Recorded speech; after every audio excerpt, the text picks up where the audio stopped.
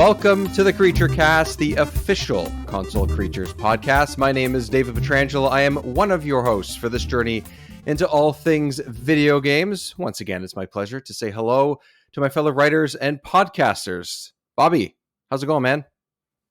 I am tired. As am I. Am wiped. It has been a week. It's only Wednesday, and it feels like we're in deep hibernation season, but it's not even winter yet. So it's not even officially. My mind is. Yeah, right. That's where Bobby's at. Steve, are you in the same boat? I'm not too bad today, actually. Okay. It's Wednesday. You know, it feels very much like a Wednesday, but not one of those Wednesdays where I'm dreading the next couple of days. I'm like actually excited for Thursday, Friday, get to the weekend. Yeah, I'm feeling pretty good. Thankfully. What's that? I think it's a Geico commercial where there's a camel in the background. He's like, Hump Day! Hump Day! Yeah. Yo, that's a great commercial. Brilliant. Yeah. Anyways, Geico does not sponsor this podcast, but if they'd like to, we're here. Okay, so enough about insurance companies. We are instead going to be talking about video games. We have some Witcher to talk about coming up, but before that, before we get into our news segment, we have some games to talk about that we've been playing.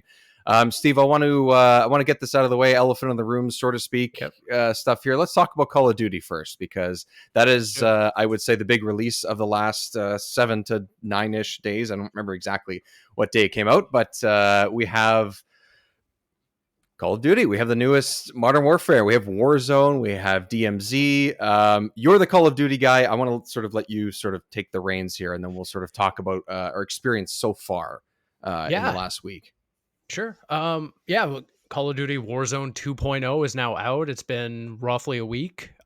Speaking only for myself, I put in, probably 10, 15 hours, like a significant amount of time. This week I've been going through it, learning all the differences, like the intricacies of all the changes from Warzone 1, which I put in an exorbitant amount of hours into. Like it's kind of stupid. So going into Warzone 2.0, it's kind of like a fresh start. I know that they were integrating all these new changes, and I went in new engine and everything. Like new engine. That was exciting to me. Yeah, absolutely. But at the same time, with all the changes, I was like, okay, I'm a little skeptical at the same time because Caldera burned me, and I think that's the same sentiment a lot of players had from the early Verdansk days when people were really hot on the game. Vanguard came out, then there was the whole transition to Warzone Pacific, the Caldera map, all those changes, and people were like, I don't really feel the balancing's there. All the updates feel lacking. There's no like in-depth real substantive updates season by season to make me want to play this game over and over again. So going into Warzone 2.0, I was like, okay, this is a fresh start. I'm really curious to see where this map goes, how big it is it like varied, how the weapon's going to translate from the multiplayer. And so far, I'm actually pretty positive on it. Nice. With the caveat that there are a lot of inherent issues that are in the game at this point, but I think unlike what they did with Caldera and that rollout, all of the issues I have right now can be fixed. And I think that's great. I think inherently the combat's great. The map is amazing, I think, in my opinion. I think it's just as strong, cool. not stronger than Verdansk. Yeah. So I think just baseline, if the guns feel good, the movement feels good, and the map and level design's good, we're in a really good place as far as Call of Duty goes in terms of where Warzone 2.0 goes. Yeah. And I think that there's like a lot of just little issues I have. I don't think that backpack management and inventory is all that great. I think, I understand that they want to go for like a more tactile, almost a PUBG kind of feel where you're picking stuff up, putting in your backpack, your ammo, your lethals, your tactile equipment and stuff like that. That's cool for a game, but I think that Call of Duty is a little more fast paced for that. I think that you do disrupt the momentum when you and your fire team are in the midst of, taking out one team, and then that there's another right around the corner, and your teammate's like, okay, I need more armor plates. And you're like, well, okay, let me go into this other menu, drop this stack. Oh, I got another stack here. How how many do I need to give you?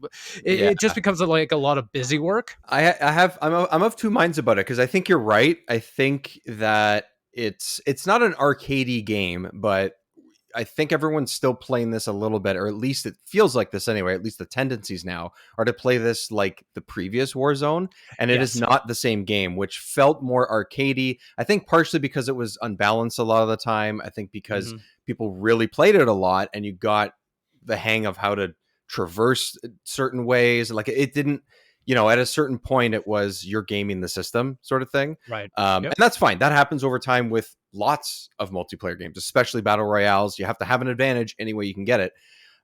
So with the backpack, it's like, yes, like you want to play it that way, but also Warzone 2.0, I think, is not the same. I think it is a slower game, right? So I think that's one of the ways that they're trying to slow it down and make it feel a little bit more, like you said, like tactile. Like there's something about that I think actually works. Right. But it's true. You're in the middle of a firefight and you're like, oh, I need a flash, or I need, armor or whatever. Literally needing to stop and pull up a menu in that case is not great. But I think it could work because the experience I have with that kind of system is in Apex Legends. And I love what they do in Apex Legends, but that's because part of what you're picking up constantly are also add-ons to your weapons.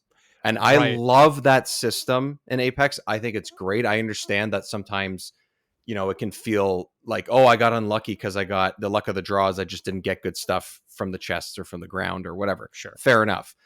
But also that is a different experience every single time you drop, right? Just like picking up items here. Every single time you drop, you're getting something different in a different spot and everything, right? But again, like I love the way that works in Apex, but it's not exactly the same system here. And and I think it's a little too limiting, but also I don't think they want people carrying 9 armor plates or 9 grenades either. You know what I mean? So there has to be some limit there. So I don't know what the balance is. I don't know what they can quote unquote fix or change, but that's probably one of the systems that will have something altered, I would say, down the line. I don't know. Maybe I'm wrong. Yeah, it definitely could, but I also think that it is one of those things that you talked about. It's just almost transitioning off of muscle memory from Warzone 1, because we're so, like, a lot of players are so integrated into 3 years of what Warzone was in their minds. They know. I was even dropping in with friends and everyone was like, what was the old way of like doing this? I was like, I don't even know. Like, it was just, I just clicked a button. I don't even know what the combination was. It was just muscle memory. I think that, maybe the backpack thing is very grating right now, but months down the line, I won't even think about it. Yeah, probably. So I put that in like the mid category where it could be a positive, it could be a negative. Right now, I'm just like change it all. It might be fine. Yeah, exactly. Yeah. One big negative I have, the ping system, awful. Like, I can't see anything that I'm pinging. Especially when it's not an enemy and it's not red. I don't know what I'm pinging because everything is the same color as the palette of the entire map, and I just don't understand why you can't see anything. God forbid a teammate wants to ping too, and they look the exact same. It's just this is one of those things where I'm like, I understand from a developer standpoint where they're like, cool, we got a new game, we want a new fresh coat of paint and everything. Let's redo everything. They could have literally hit copy paste from the old ping system, would have been fine. Brought it over here. I would have loved that. Yeah. Yeah. This is one thing that I feel like needs to be addressed ASAP, because it is very annoying to be like, if I'm pinging one house and a teammate is pinging another and be like, there's an enemy on this house, and I'm like, what house? Because I'm looking at 3 pings in my minimap. I don't know what's going on right now. Also, I feel like there needs to be which house. Like there's more to look at. So there's more to ping and more to tell people about, because the map is very well done and it is very detailed and it's very cool. So like that's definitely a positive. But if you can't communicate and you don't know what everything's called yet, like on Verdansk, you could say, here's the airport, which, airport's an airport. That's easy to pinpoint. But you know what I mean? Like certain areas, you had your code names, your whatever. Yeah, exactly. It will come in time, but as of right now, that system does not help the fact that this game is new. It doesn't help. It makes it makes it more of a glaring issue than it should be or would be otherwise, I think. Yeah. I want to take one more thing off my chest before we talk about the positives, because it's not a terrible game or anything. No. I don't think. But proximity chat is an absolute shit show. I think it is, for me, my experience with it is 3, maybe 2 games, and I'm like, I'm done. Never again. Yeah. I am not doing this ever again, because I remember we talked about proximity chat really briefly. We're talking about Halo and Sea Halo of 2. Thieves. Yeah, a few months ago. Yep. And I was like, Sea of Thieves does it perfectly. You know exactly where someone is. If they're far away, they're quieter. You can't even really make out what they're saying. Like directionally, it is almost, I understand it's a different game. I understand there's probably a little bit more going on in Warzone. I get it. There's more people on the map and stuff. But all it basically is in this is an open lobby. As long as someone is within, let's say, 100 meters of you or something like that, their mic is shot straight up. It's louder than the game most of the time. And it is absolutely horrible. I thought it was going to help me maybe see where other people are or hear where other people are and sort of get a sense, but there is no direction to it whatsoever. It is literally, as long as someone is somewhat close to you, your mic is open to them. And that is not a system, to me, that works. I've played with a couple people already in the last week. They're like, yeah, it's not bad. But most of the people that I've played with, which is just a handful at the moment, immediately turned it off like I did. Like, I think I lasted 2 games at the most. So anyways, I just have to get it off my chest. No, I'm pretty much right there with you. I'm of 2 minds of it. If I'm looking at it from a competitive standpoint, which is what I usually go into Warzone with, I want to go in, I want to win a game. It's awful. I really do think that proximity chat is a very cool addition. But it's all content. Absolutely. It's all content focused, because what I'll say is, while I don't like it, I turned it off just like you, because I think that is just inherently just a mess, especially in the pregame lobby, trying to, oh my God, like that blows out your eardrums.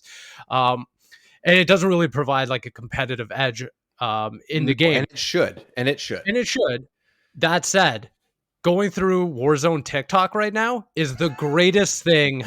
It's filled my week with so many good videos, because the proximity chats of like solos going in and just like stumbling on one each other and just like conversing and helping each other out, or just memeing on each other. I think it's some of the funniest shit that I've seen from Call of Duty. It goes back to, honestly, like Modern Warfare, the original days, like those like early YouTube videos of just people memeing on each other in multiplayer. This is what this reminds me of, and I'm being brought back to like a very nostalgic phase. But that being said, it's all content focused. Like, I think that streamers, TikTokers, anyone that's producing content is getting the most out of proximity chat, way over than like a player would. Like you and me, like we'll get a laugh out of it, sure, but I don't think that it provides much beyond that. I think it's all content. I think that's why they did it, though, or you think they actually thought it was going to be useful? I mean, maybe it is. Maybe, I don't know. How do you drop into a lobby where all the 150 or 100 people are serious and they're not just like screaming your username at you because that's what they can see and hear? And like, that's all. I'm like, oh, I'm going to come get you. I'm coming to get you. Like, that's all I hear. And I want to rip my ears off. Like, it is horrible. It is absolutely horrible. I can't stand it. I'm totally there with you. And I really do think that, I think it's a content thing. Knowing Call of Duty, knowing how many, like, large name creators are out there and everything. I think they put it in there because exactly, they put it in there for streamers just to have like something there to produce content with. Like, for one example, I saw, so I can't remember who it was, but someone made a TikTok where they were like, oh, I'm gonna just walk around the map and pretend I don't know how to play. So they were up on like a second floor of the building and they were just like pretending to talk to themselves, being like, oh man, I ran out of ammo and I don't know how to reload my gun. And you hear like the other person like walking up the stairs. He busts through the door and just like blows them away and just like starts laughing. I was like, oh my God, this is so creative and funny. But for a player, like a competitive player, like there's nothing to it. Yeah. I'm 50-50 on it. I would rather consume the content of people playing with proximity chat than anything else. Yeah, I just hope that if you're not using it, you aren't at a disadvantage. Because I don't know, like maybe you know this, but if we turn it off, can everyone else still hear us? No.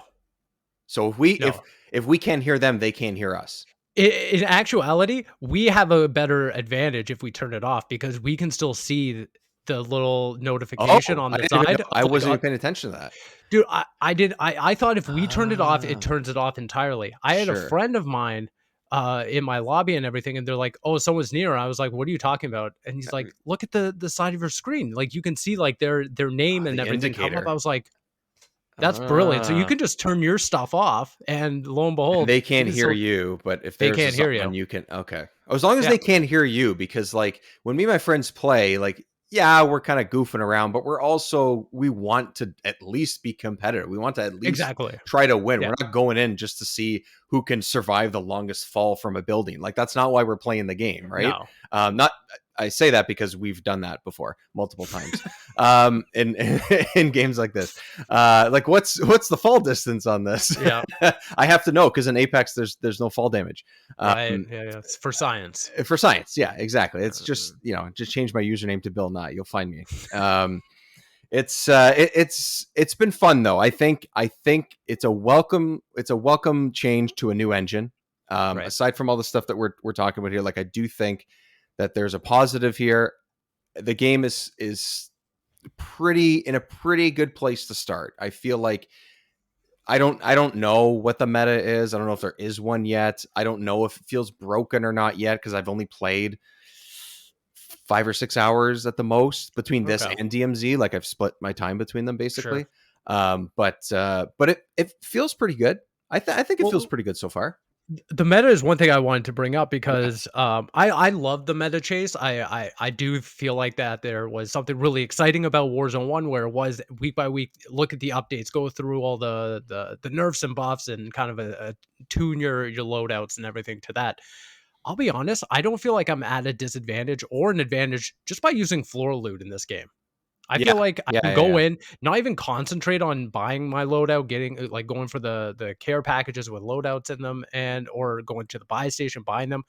I feel like I'm very competitive just picking up a gun and using it. So I feel like right now, just overall, the balancing is awesome. Yeah, well, I And guess like the that could loot on obviously the change. yeah, of course, and as people get more loadouts and have chances, I think Sure. that's where it's really going to change. Like for me, I Yeah. haven't played long enough that a loadout. I haven't even built a loadout yet because Ah, there's nothing for me to get out of it. It's like, oh, sure. I'll just get another gun that I can find on the ground that potentially has better attachments. So Yeah. what's the point of spending the Sure. money and the time and the risk and whatever? And actually, it's kind of freeing to not have to worry about that. Honestly. Honestly, it's Yeah. actually okay. Yeah. It'll probably catch up to me at some point, but for now, the first couple of days of playing it, it's like, oh, I don't have to worry about putting my butt out there and just being a bullet sponge for my buddy who is better than me and has better guns. I can just sit back and be like, okay, see you soon. Like, Yeah. okay, go get your gun. I'm gonna wait in this corner over here until we can play as a team because I'm not good enough yet on my own. So but I like the way it's working. I feel like one thing I've noticed is I don't know if it's just because of the way that they do the armor system, because it's a little bit different than what it was. You have to Yeah. pick up like a vest in order to have more armor, which I think Mhm. is also a cool idea. That is sort of an Apex and PUBG type of idea. Sure. Yeah. But also I think you still get downed easier, it feels like, or I'm getting downed easier because I'm not good, my gear's not great, so I don't know which one it No, is. I do feel like the time to kill is pretty speedy It in seems pretty comparison to quick. Warzone 1. Yeah. Yeah. Um, It's okay. I don't think it doesn't feel bad yet, right. to me, but I noticed that too. I mean, my friends were sort of talking about that, so um yeah, I don't know. I enjoyed it.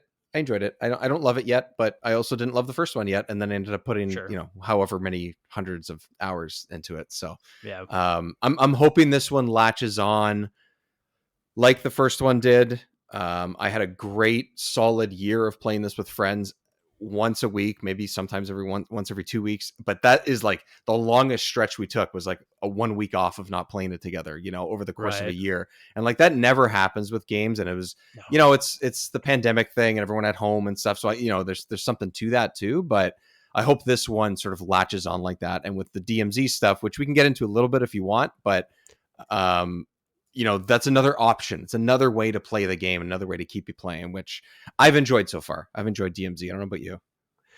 Honestly, I was going to ask you your thoughts because I haven't put any time into it Oh, so okay. far. Yeah. Yeah. It's an interesting idea. I mean, it's co-op because there's lots of bots in there as Right. well.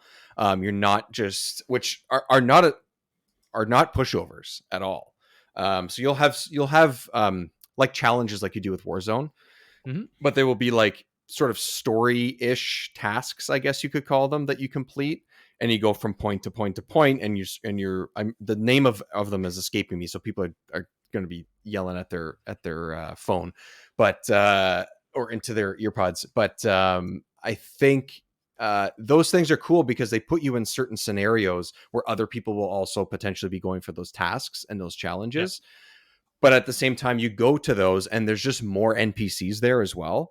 And the more damage you're doing, the more noise you're making, the more people you're shooting, you'll hear over the radio that reinforcements are being called in, and then more enemies come to your area. NPCs. NPCs will come in. But you can get, if you're not playing as a team, like there's very little squirreling opportunity, which is what me and my buddies call it, when someone gets distracted and just starts looting off on their own. Right. So you can't go squirreling all that too much if you're trying to complete a task, because you will get overwhelmed and picked off pretty quickly. Which is kind of cool, because you can't just mess around and be like, oh, whatever, it's bots, oh, whatever, it's NPCs. It's you got to take it seriously, but it's very intense. It's very fun when you complete a mission and you're like, okay, do we keep going? Do we keep pushing it? Do we try to do another task? Do we try to collect more guns? Do we try to get more money to take back with us? Or do we just get out of here? As of right now, risk reward. Risk reward thing. Exactly, right? And when you call a helicopter to come pick you up, more NPCs will come at you. And also, I don't know the areas yet, like we discussed before, but other human players get a notification on their screen saying someone's trying to exfil out of the area. If you know the map, you'll know, oh, if we're close enough, we should go get them or whatever. Right. Which you can do, like, no problem. So that's kind of interesting. There's no way to really stop it, but multiple times we got wiped by a team that was just camping by the spot where you're supposed to leave and exfil. That's where you're supposed to exfil. It's fine because I don't have anything too valuable yet. I'm not too invested yet. But also, what are they going to do? Like, put a barrier around everyone's exit area, like, built into the game? It's just part of it. Part of your risk is, do we get out of here with too much stuff? Is it too much of a risk for someone to jump us? Like, all that kind of thing. So it's fun. I don't know offhand. I should have written down how many other human teams are in there, but most of the time you're running into NPCs, I would say. And then every once in a while you hit another team and you're like, oh, okay, we really got to, that's okay. Oh, no, it's human. No, no, it's a real player. Like, it's that kind of thing. And it's totally fine. It's been fun. I think it's really fun. The sort of risk reward system also comes, if you die, you lose the gun that you took out with you, and you have to do successful missions in order to cut down the time where that gun gets locked out, basically. Interesting. Okay. Yeah, which is kind of cool. And then you sort of like build your collection a little bit. So you could come down to 0 guns, presumably. Yep. But the more you take back with you, the more you can use them again, the quality, and you get unlocks and money and blah, blah, blah. It's definitely worth a try, but you have to make sure that I think it's would be very difficult to do not on comms with people you don't know. I do think that it would be tough to do with as they say, randoms. So I would say that it's worth a shot, but do it with a group, and it's 3 people. It's not 4. So it doesn't overpopulate the map, I think, is maybe part of it, or less probability of squirreling for your team to get picked off. True, but it's been fun. I like it. I like it a lot. So Call of Duty, I don't know. It's fun. It's good. It's worth a shot. It's not a game that I'm gonna buy. It's not a game that I'm gonna get into the multiplayer. But Warzone and DMZ is gonna give me enough to enjoy. I think, and I have a series of friends that are really into it, and they got the battle pass. They got that whole thing going. Yeah. We'll get into battle pass as we go, because I'm curious to see how things progress. But as of right now, it seems like it's a little bit of a mixed bag. But I don't have any experience with it yet. Haven't played enough, and I didn't purchase it, so we'll see how it goes. Sure. But okay, what else have we been playing? Bobby, I want to rope you into this a little bit, because we've been talking too much Call of Duty, but I want to talk a little bit about God of War Ragnarok, because 2 weeks ago, I broke the news and everyone was so happy that I got a PS5. You guys are cheering me on and convinced me and all that stuff. I spoke before we hit record because I don't want to talk spoilers, because we have a spoiler cast that was just out over the last week. So check that out. These guys were spoiling it up with a series of guests, which was awesome. I listened to none of it. I literally slapped it on a timeline when I edited and hit upload, and that was it. It sounded great. You did great work on that. Awesome. It was great. Good. I'm glad I don't need to do anything. I got to stop trying so hard. So, Bobby, the reason I wanted to ask you is because I'm about 8 or 9 hours into the game, and I've seen multiple things that are new as far as gameplay and story goes. I guess I'll sort of field this to both of you guys, but for me, I feel like the story is pretty good, but I'm not in love with it yet, and the gameplay is pretty good, but it's pretty the same as well. And I'm a little bit, I don't expect this to be a point and click adventure. I don't expect this to be an RTS or something, but I don't know. I feel like don't fix something that's not broken, I guess, but also, I don't know. Am I shooting up the wrong tree here a little bit, Bobby? I don't know. I feel it's good and it's fun and it works, but I at the moment so far, I expected a little bit more out of, I guess, the combat more than anything. I would say you're still in the early stretches, so you haven't seen anything. So from what I've just seen from like the developers and I think it was the game director Eric Williams, he was just saying like it's not meant to be like something entirely brand new. It's a continuation, so you're getting the next part of the first story. So he's like, people who go in expecting a brand new game with brand new mechanics, like he's like, this is not what this is. It's a continuation, and they iterated on existing mechanics. So for the first 10 to 12 hours, I mean, it's the same game, but once it opens up, like I think the combat expands to this point where it feels brand new. You gain relics, you gain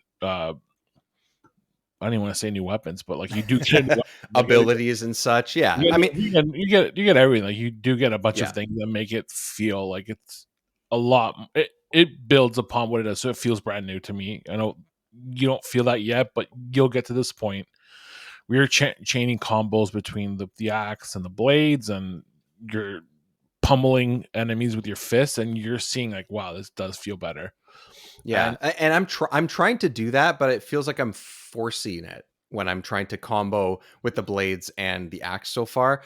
But I also never really did that in the first one, and you know, and you could technically. Maybe that changes. Don't tell me if it happens in a different way or whatever. But I do appreciate the fact that they don't beat around the bush. You have both weapons. You're good to go from the start. You know, that's great, because like you said, it's just a continuation. You know, and that continuation does feel, even though is it supposed to be 3-4 years later, something like that? Yeah, somewhere around there, based on age. That's just kind 3 years, I think. Yeah. So yes, it's a direct continuation, but it's they are iterating on the combat and obviously expanding on the story a lot.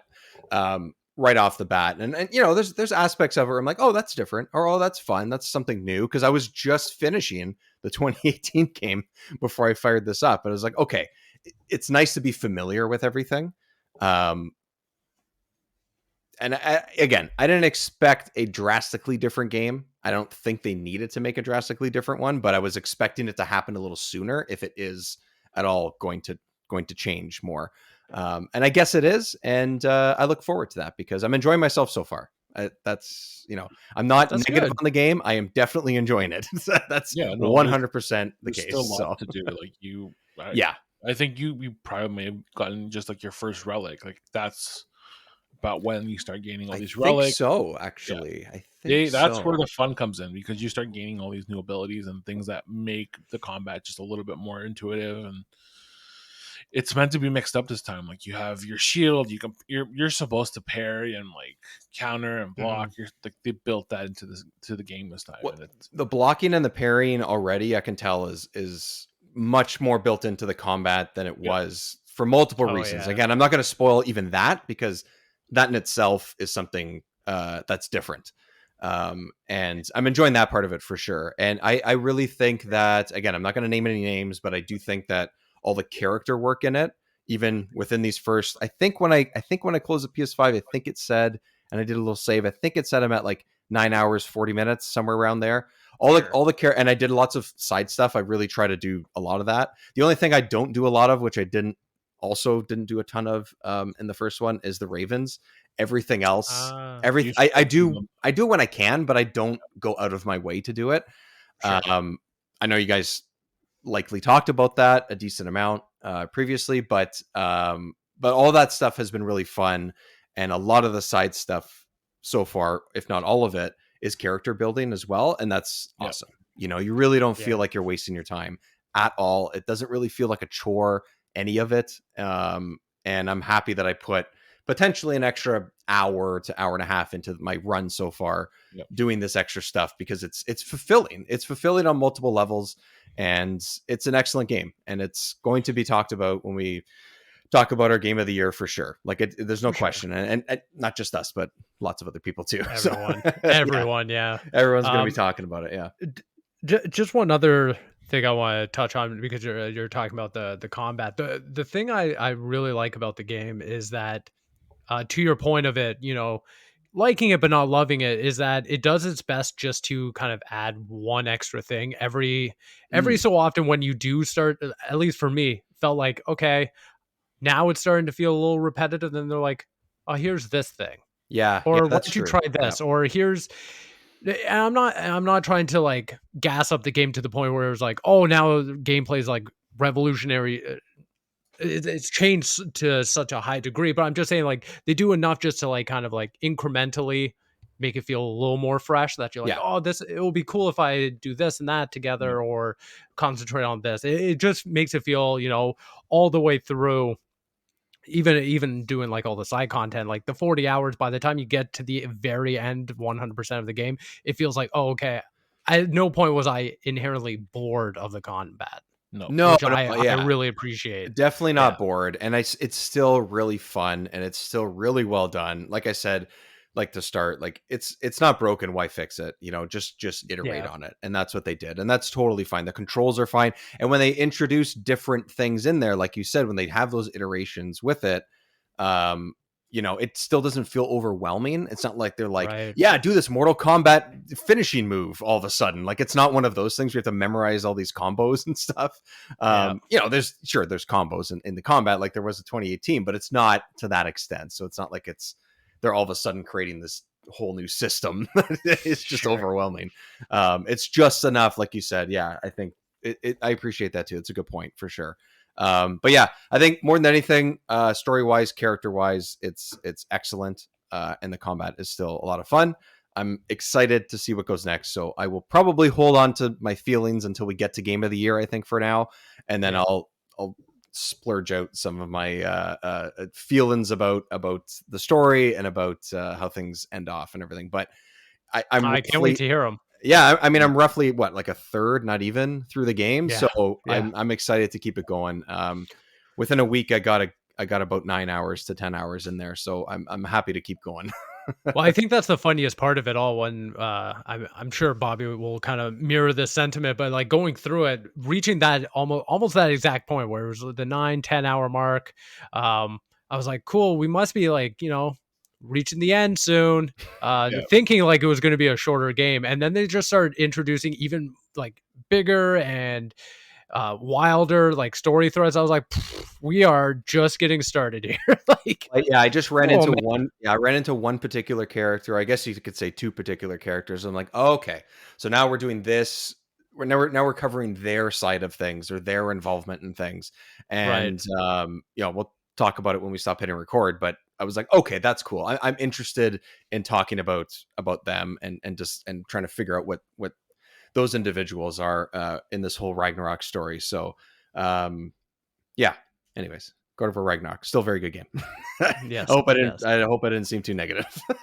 No, not at all. No, I do think that there's valid criticism about the game, and we talked about it, whether it's our review show that we did or the spoiler cast. I think there's valid criticism. Mhm. Don't get me wrong. Yeah, for sure. So we got 2 separate episodes you can listen to, one without spoilers, one with. Find those in your podcast feed. Those are available at any time. Okay, Steve, finally, one last game we have to talk about for sure. I'm trying to think how I should preface this. You're welcome. Yes. 100%. I give you full credit for this, like full stop. Because I was clearly No, the only person talking about Vampire Survivors. Clearly the only one. it's not being the only one. It's the first one. Okay. Because I will never forget, like one of our very early podcasts. You're setting up. I'm just hanging out in this, Zencaster room and everything, and you're like, "Oh, I was playing this game called Vampire Survivors." I was like, "Oh, that's cool." And you just like, I was like, "I've never heard of this." Like, and then you're like, "Oh, it's a PC game." I was like, "Even more cool, I guess," because I'm never gonna play it. And then but then you actually started talking about it. Its aesthetic, its gameplay, and everything. I was like, huh, okay. And I looked it up. I was like, oh, this is really actually quite novel just based on the things you're saying and everything. I was like, all right, it's on PC Game Pass. Maybe I'll put it on the back burner and eventually get around to it. But it eventually came to Xbox Game Pass. And yes, just hit console within the last couple of weeks, I think. Yeah, and in those last couple of weeks, I have put in so much time into this game. It's consumed my soul. I'm loving this game, like top to bottom. Obviously, it's not a unique thought. You alluded to it yourself. Everyone's kind of, praising this game, praising the small team of developers for this kind of, I don't even know how to really explain it. It's like a bullet hell, but it's kind of I've read other articles and I've listened to podcasts where they've talked about, like, now there's a lot of games that have come out within the last 6 months since this entered beta and pre-release and everything, which is when I started playing it was before the 1.0. So I started playing back in, I think it was like May or June or something like that. It was like $3 on Steam. I'm like, okay, I'm not even gonna, it's one less coffee. I'm overpriced coffee. I'm gonna go buy this week. I don't care. I'm gonna buy this game. And then 35, 40 hours later, pre-release, I was playing this game. But there's been some quote unquote clones or likes, sure. And I think it seems like there's survivor likes is maybe what it is, or survivors likes. Okay. Give credit to the OG, I guess. Yeah. And then you sort of iterate on it and stuff. But apparently there's lots out there. I haven't tried any of them yet.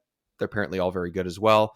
But anyways, we're talking about Vampire Survivors. So that's Yeah, no, I've been investing a lot of time just kind of going through, unlocking all the power-ups and all the characters. At this point, I'm pretty, like, looking at the achievement side of it. I'm basically in, like, the end game of it, where now it's all about just hitting level 99 for each character, essentially, and then getting the last, like, unlockables to reach the main credits of the game. But holy hell, just kind of going through the loop of, oh, okay, well, this is a cool game. You reach like level 30, you auto die and everything. You go on to the next level, blah, blah, blah. Yeah. But then it starts getting into like the intricacies of like, oh, well, if you grab this relic, it unlocks this thing. You unlock the randomazo or whatever. Oh, yeah. It gives you that was additional perks. That came in with the 1.0 release. When that happened to me the first time, or it came close to the 1.0. I'm not sure if it was just before, because there was like about a month or so where I didn't play this game at all.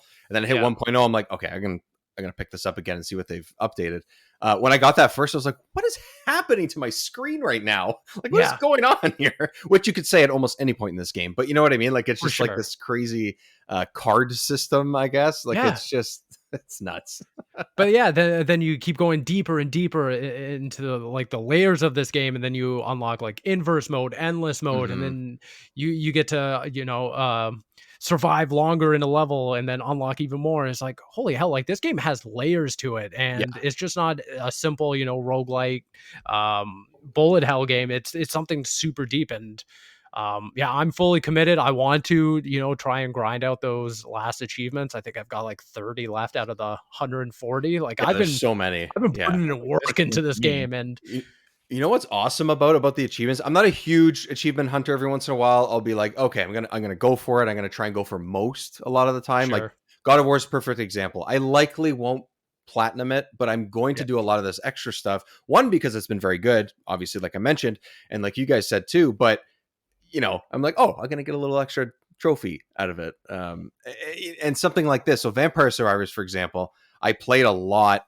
on Steam when I purchased it, but then I went and I played it a decent amount on PC Game Pass when it came out as well. And I was like, oh, maybe there's achievements in it. So I'll start from scratch and I'll play it again there. And then I played it for another 25 hours or something just on Game Pass. So like in total, it's been ridiculous.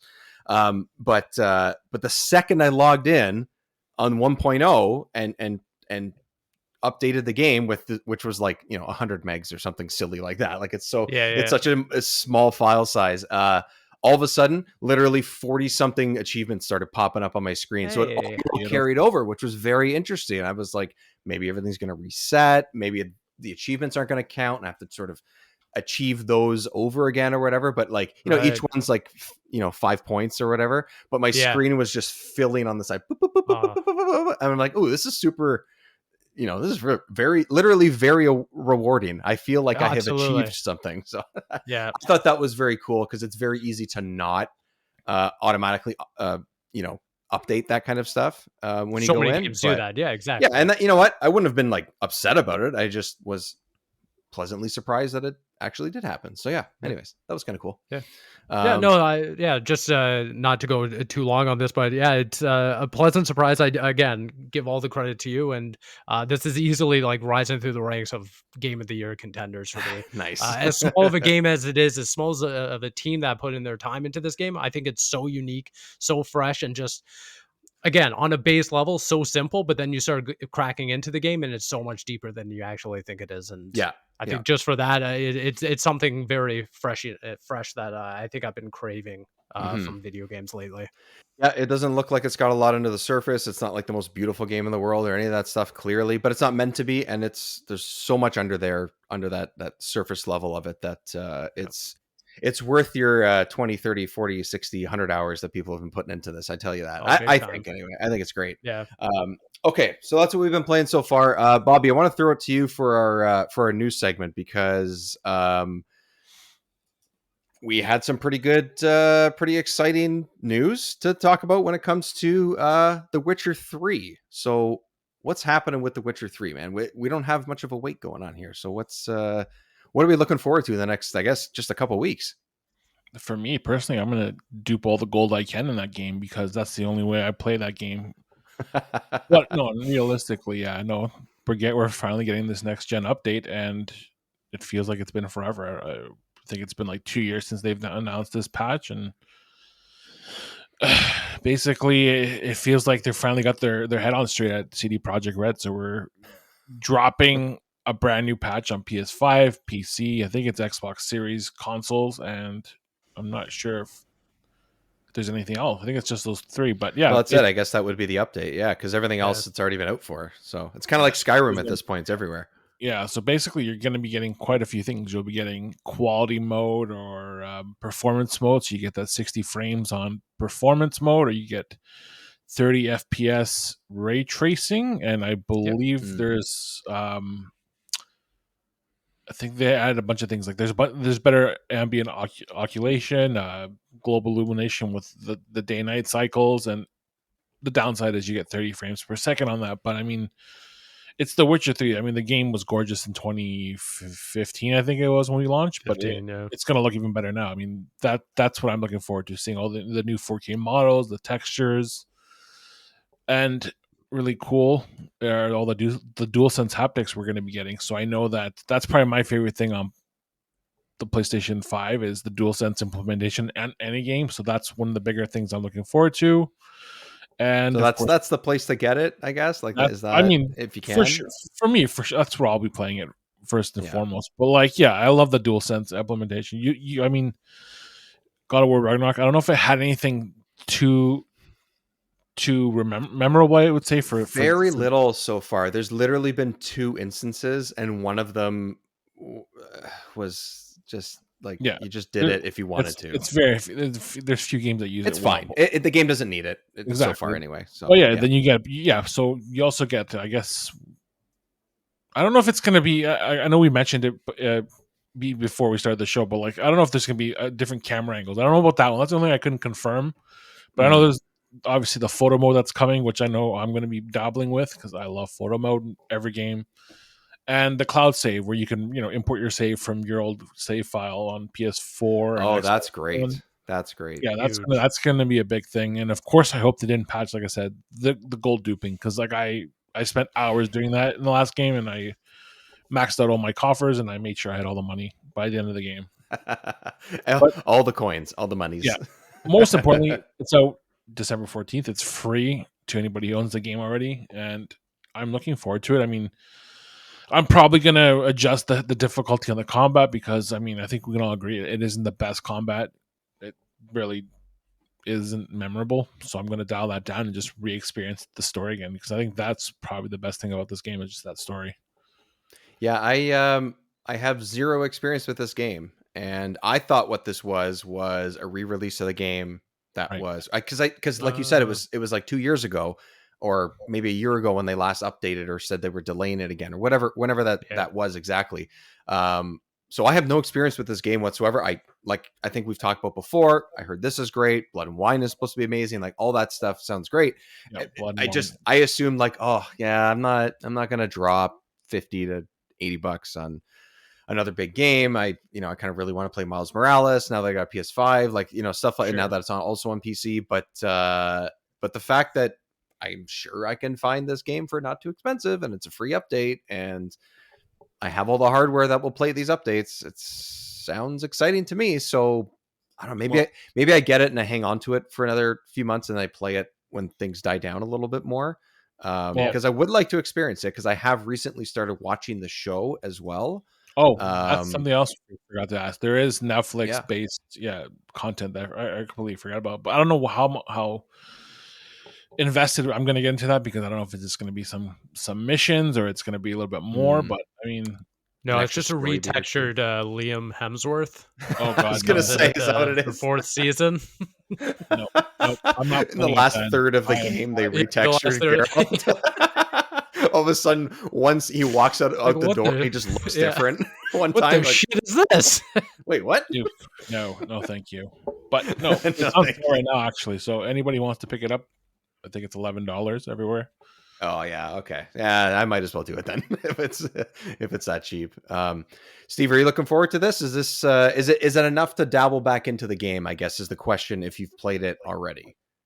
Big time. I really do think so. I think I put in a significant amount of time. I would say probably close to 200 hours split between the base game and all of its DLC. Like I went hard into this game when it first came out. Like this was the first game, like just the base game alone, where reaching the credits, I was like, I'm exhausted from playing this.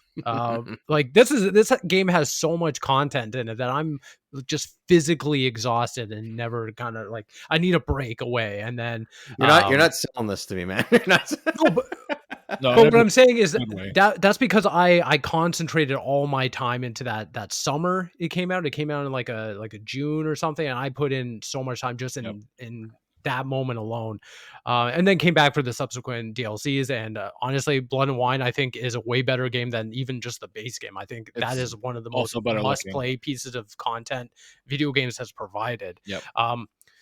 But that being said, now we're looking at December 14th. That's like a week and a half after Callisto Protocol. This is coming out at the best time possible for me, because I think I already have it on my calendar, December 21st, I am taking 2 weeks off for the holidays, and I fully intend on just replaying this entire game. Nice. That I've already put it in the back of my mind. I was like, okay, again, we were talking about achievements and everything. I have like a whole bunch of like grading achievements from this game that I just wanted to do, but I locked myself out of, like the Gwent cards and collecting those and stuff like that. So doing like a fresh start, I do want to just go back through and just invest more time into, seeing how this game plays. I think the up close camera option will be killer, because one of the things that, hasn't really aged that well is the camera angle, because it is so drawn back. It isn't quite over the shoulder. It is more like Geralt is like smack dab in the middle of the screen with like the camera way far out. Yeah. So I think God of War too, right? That is exactly. It's close, but it never feels too close. They do a it makes for really, like a really great more job with the camera. Yeah. traditional third person action adventure game. So I think bringing that camera closer in the game will feel a lot better. 60 frames per second. I'm looking forward to immensely. So yeah, I'm eager to go back, and I don't know if I'm gonna once again reach credits of this, but I think offering 2 weeks of my time to kind of go through this game, I'm all in, and I think it's great that it's a free update for Yeah. players who have the game. Yeah, I guess we can thank all their previous exploits in having to be able to give us this game for free. So Yeah, if Cyberpunk sold like it did, I think they can afford to.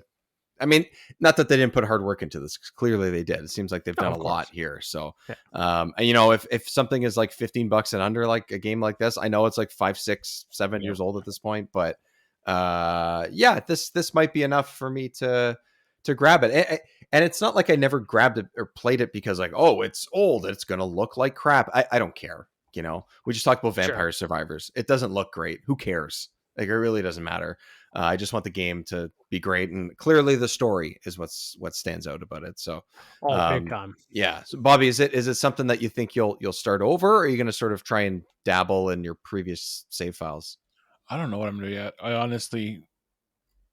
I'm anticipating to just load up my file and just finish off whatever I had. I mean, there's a bunch of side quests I probably should finish, but I've got 2 weeks off. I mean, I'm taking 2 weeks off as well. I just don't know yet. I mean, there's just such a backlog I have to look at first and see what needs to get played first, and I think I'll give it a couple days and see if I get sucked in again, because like that's probably gonna happen. It's definitely it's definitely gonna happen. I think it will. Let's be honest.